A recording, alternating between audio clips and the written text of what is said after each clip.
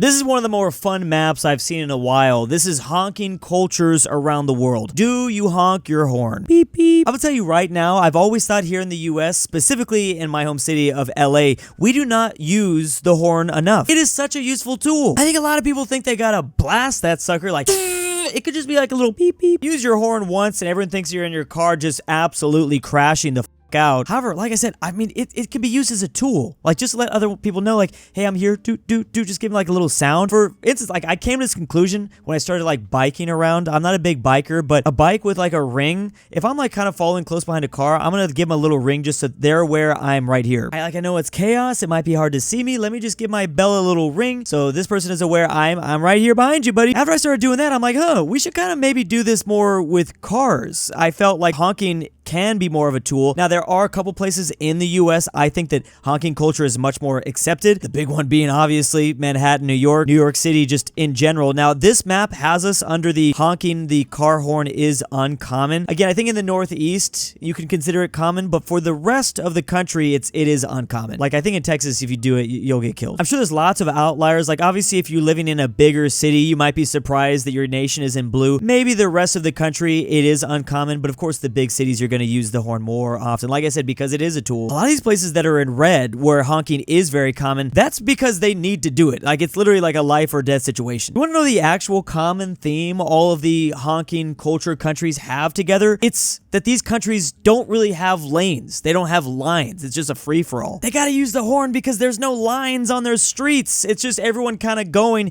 You need to make people aware, like, hey, you're kind of getting into my lane, my line of destination. I definitely know that's the thing for India, Indonesia, the Philippines. Now, China kind of has lines, at least in the big cities that I've visited. Maybe other places don't have as many lanes and lines. Mexico also doesn't really have a whole lot of lanes. Like, what's the use of painting the ground to, like, tell people where the lanes are if, you know, your people are already using honking culture in general? You know what I'm saying? Like, okay, maybe that's less safe. Maybe. I don't know. But these are some of the best drivers in the world, baby. The outliers here, though, are fascinating. For instance, Italy being a honking culture along with all of the Balkans. Big outliers for the continent of Europe. Then we have the opposite direction. We have the UAE and Qatar. Now, these are smaller countries, but also very rich countries. Maybe my lane theory still kind of holds up. They probably do paint their roads and stuff like that. Weirdly, a couple of outliers in Africa, and I don't even notice.